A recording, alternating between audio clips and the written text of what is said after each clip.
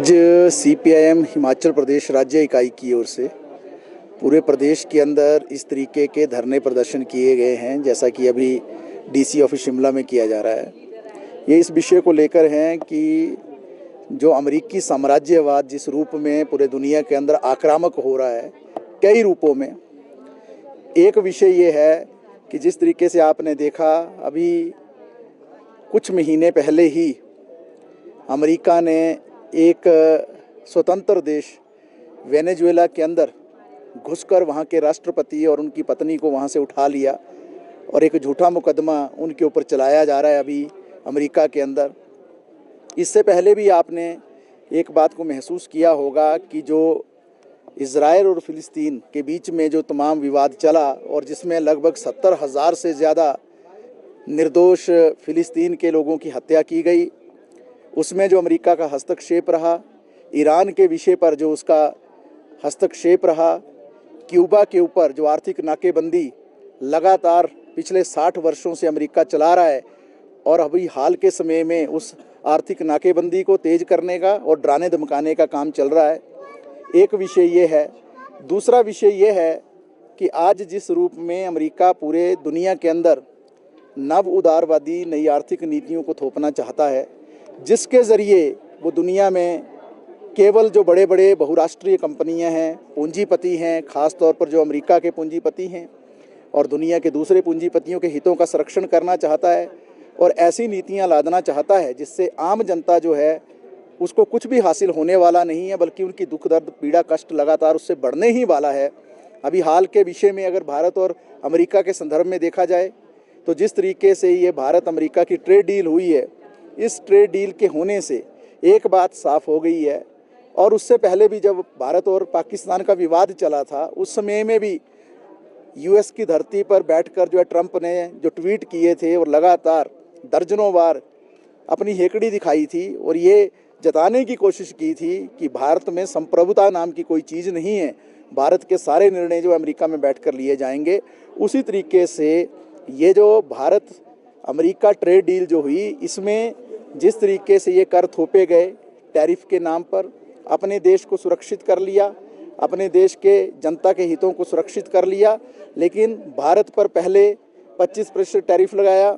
फिर रूस का विवाद खड़ा करके 25% और टैरिफ ला दिया, 50%, फिर धमकाया गया हमारे देश की सरकार को, मोदी सरकार को, और फिर बाद में ये घोषणा की गई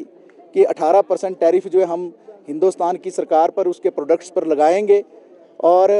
अपने उत्पादों पर 0% जो टैरिफ जो है वो लगाएंगे। तो इस बात से ये भी सिद्ध हो रहा है कि हमारे भारत की जो सरकार है मोदी के नेतृत्व में, प्रधानमंत्री मोदी जी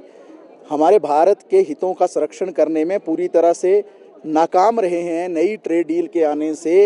जहां एक तरफ जो है किसानी पूरी तरह से एक बर्बादी की ओर चली जाएगी, हमारे देश में उद्योग जो है हमारे देश के वो खतरे के कगार पर आएंगे, और जब उद्योग संकट में होंगे तो निश्चित तौर से जो मजदूर वर्ग है उनकी नौकरियों पर खतरा मंडराएगा। और ये भी हम कहना चाहते हैं कि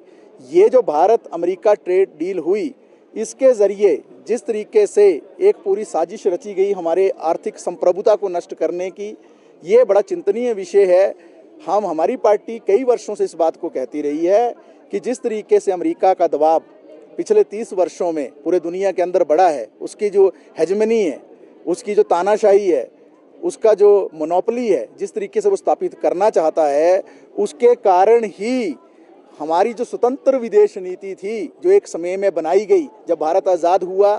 तो भारत के आज़ादी के 7 साल के बाद स्वतंत्र विदेश नीति जो है उसको अख्तियार किया गया, जिसमें गुट निरपेक्ष का सिद्धांत भी आया, जिसमें नॉन अलाइंड मूवमेंट को स्थापित किया गया। हमारे देश के ही प्रधानमंत्री जवाहरलाल नेहरू और युगोस्लाविया के मार्शल टीटो और इजिप्ट के जो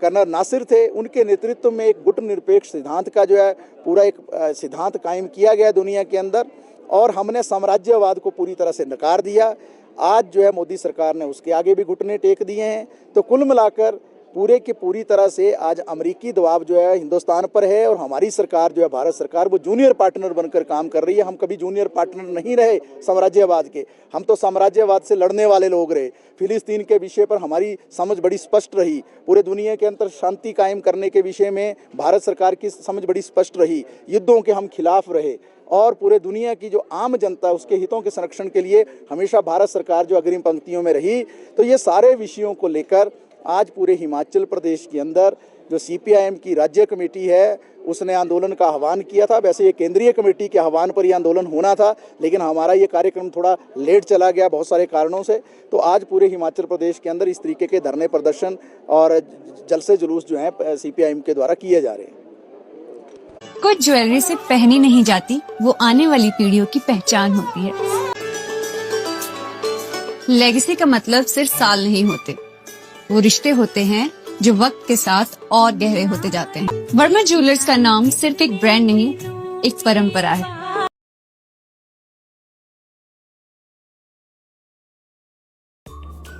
Namaskar, I'm Alka Bharadwaj, Principal Gurukul International School, Kunihar.